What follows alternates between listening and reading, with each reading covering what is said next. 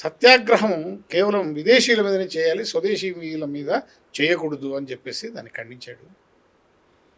చివరికి స్వరాజ్య నిధికి 1,35,00,000 వసూలవుతే అంటరానితనాన్ని నిర్మూలించడం కోసం కేవలం 43,000 ఇచ్చాడు. దీన్ని బట్టి అంటరానితనం నిర్మూలించడానికి ఆయనకు ఉన్నటువంటి చిత్తశుద్ధి మనం అర్థం చేసుకోవచ్చు. ఒక దశలో తనే అంటాడు, ఏమని, నాకు మళ్ళీ జన్మ అంటుంటే పాకి పనివాడిగా పుట్టాలని ఉంది. ఇది నిజమా అబద్ధమా ప్రజలు నిర్ణయించుకోవాల్సిన పరిస్థితి ఉందని ఆయన పుస్తకంలో రాశాడు. ఆ పుస్తకం మహాత్మా గాంధీ ఉండంగానే ప్రింట్ అయింది, రిలీజ్ అయింది. మరి ఇవన్నీ అబద్ధాలు అవుతాయి, వాటిని నిషేధించాలి కాదు కదా. ఇంకొకటి అన్నగారు, ఈయన లవ్ స్టోరీస్ మీద కూడా చాలా విస్తృతమైన కథనాలు ఉన్నాయి. మరి అది నిజమో కాదో నాకు తెలియదు, కానీ ఈయన బ్రహ్మచర్య మీద అనేక ప్రయోగాలు చేస్తారని రాసుకున్నాడు కూడా ఆయన.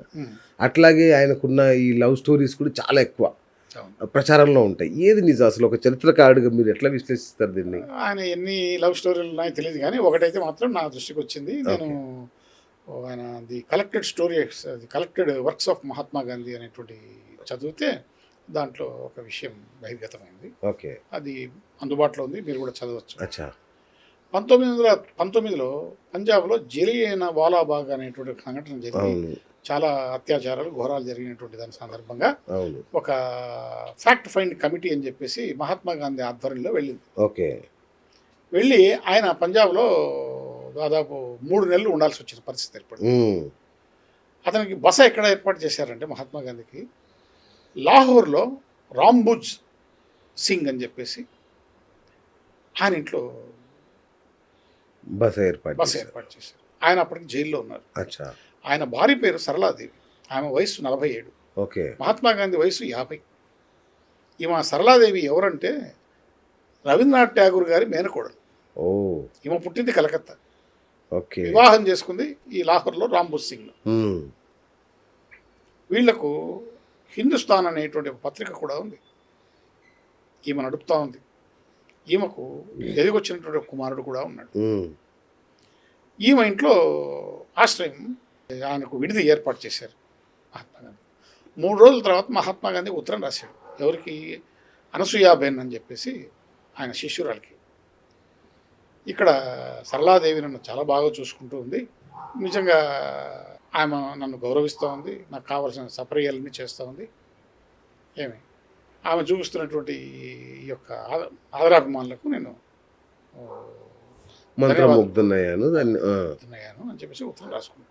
దాని తర్వాత మహాత్మా గాంధీ ఎక్కడికి పోతే అక్కడికి ఈమె కూడా పోవడం, అక్కడ పాటలు పాడడం, స్పీచ్లు ఇవ్వడం, ఇలా చేస్తూ రాజకీయాల్లో చురుగ్గా పాల్గొంటూ ఉంది. వీళ్ళ మధ్య కొంచెం సాన్నిహిత్యం పెరిగి రోజు రోజుకు దినదినాభివృద్ధి చెందుతూ ఉంది. ఒక సందర్భంలో ఆయన రాసుకున్నాడు, the collected works of Mahatma గాంధీలో ఉంది ఈ విషయం. పేజీ నెంబర్ 21, పేజీ నెంబర్ 131 చెప్తున్నా, ఎందుకంటే ప్రేక్షకులు అడుగుతున్నారు ఏం ఆధారాలు ఉన్నాయి. పేజీ నెంబర్ 21, పేజీ నెంబర్ 131లో స్పష్టంగా ఆధారాలు ఉన్నాయి. సరళాదేవిని నేను ఆధ్యాత్మిక భార్యగా భావిస్తున్నాను అని ఆ స్థాయి వరకు పోయింది వీళ్ళ యొక్క మధ్యలో ఉన్నటువంటి సంబంధం. ఓకే, చివరికి ఒక దశలో సరళాదేవి తన కొడుకును సబర్మతి ఆశ్రమానికి పంపించింది. కొంతకాలం ఏమో కూడా సబర్మతి ఆశ్రమంలో ఉంది. అక్కడ ఆశ్రమ వాసులంతా చెవులు కొరుక్కున్నారు, ఏం జరుగుతుంది, ఏంది విషయం, ఇదంతా కథ. ఈ విషయాలని చక్రవర్తి రాజగోపాలాచారికి తెలిసినాయి. ఆయన మహాత్మా గాంధీకి ఉత్తరం రాశాడు, గాంధీ గారు, సరళాదేవికి మీ భార్యకు కిరోసిన్ దీపానికి సూర్యుని వెలుగుకు అంత తేడా ఉంది. దయ ఉంచి ఈ భ్రాంతి నుంచి మీరు బయటపడి త్వరగా వెనక్కి వచ్చి ఉద్యమాలను నడవాల్సిందిగా కోరుతున్నాను అని చెప్పేసి రిక్వెస్ట్ చేశాడు. ఓకే, ఇంతకు మించిన ఆధారాలు ఏం కావాలి?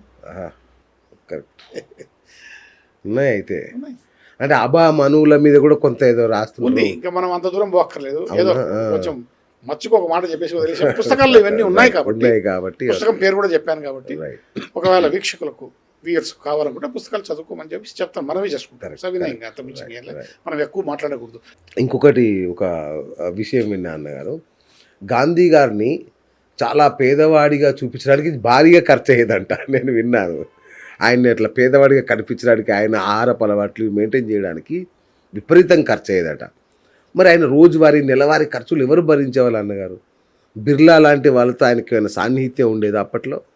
ఆయన ఖర్చులు కాదు, ఆయన మొదట ఆయన లైఫ్ స్టైల్ ఎలా ఉంది అనేటువంటిది మనం ఫస్ట్ ఆలోచించాలి. ఓకే. గాంధీ గారి తల్లి ఆమె నగలను తాకట్టు పెట్టి త్యాగం చేస్తే ఆయన బ్యారిస్టర్ చదవడానికి పోయేసి వచ్చాడు. ఓకే. పోయేసి వచ్చిన తర్వాత పని లేకుండా ఖాళీగా ఉంటే ఆయనకు ఆశ్రయం కల్పించి హెల్ప్ చేస్తే అతను ఎందుకు ఏ విధంగా ఎదగలేకపోయాడు.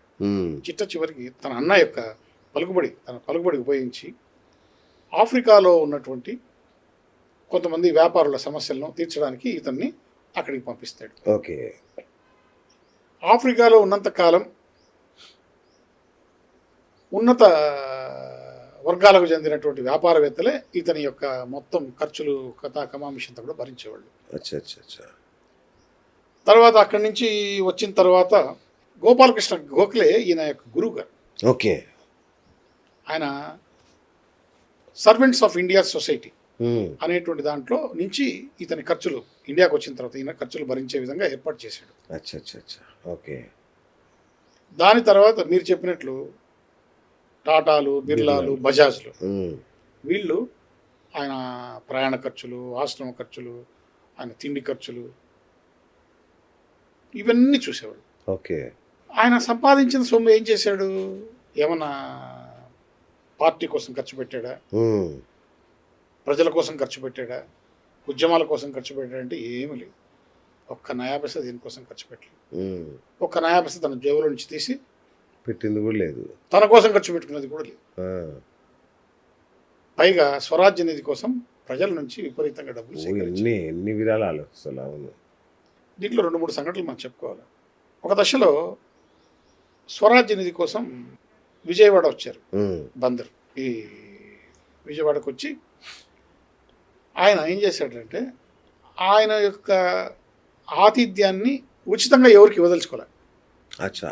ఎవరైతే వేలం పాటలో ఎక్కువగా పాడుతారో వాళ్ళ ఇంట్లో ఇతను ఆతిథ్యం తీసుకుంటాడు. ఇతను వాళ్ళకి ఏం ఆతిథ్యం ఇచ్చేది ఏం లేదు. అవును, కరెక్ట్. వేలం పాట పాడి ఎవరు ఎక్కువ పాడితే వాళ్ళ ఇంట్లో ఇతను బస చేసి వాళ్ళ ఆతిథ్యాన్ని స్వీకరిస్తాడు.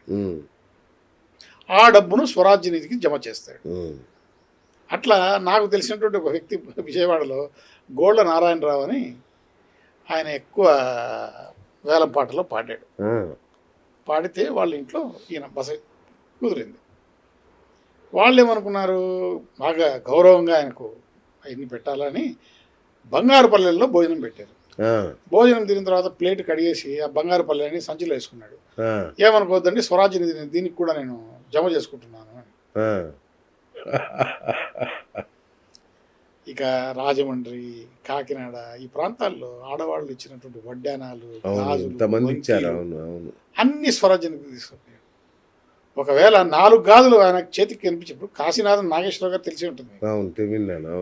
మద్రాసులో మహాత్మా గాంధీ ఉన్నాడు అని వాళ్ళ కూతురు తీసుకొమ్మాడు. ఆమెకు ఈ చేతికి 4 గాజులు, ఈ చేతికి 4 గాజులు వేసి మెల్లో ఒక హారం వేసి మహాత్మా గాంధీ దగ్గరికి పోయిన తర్వాత అన్నీ కుశలోపరి చేసిన తర్వాత ఆ అమ్మాయి 2 గాజులు ఇస్తే ఈ 2 గాజులు సరిపో స్వరాజ్య నిధికి, నాకు మొత్తం గాజులు కావాలని మొత్తం గాజులు ఆయనే చేతుల నుంచి తీసుకొని దీంట్లో వేసుకున్నాడు.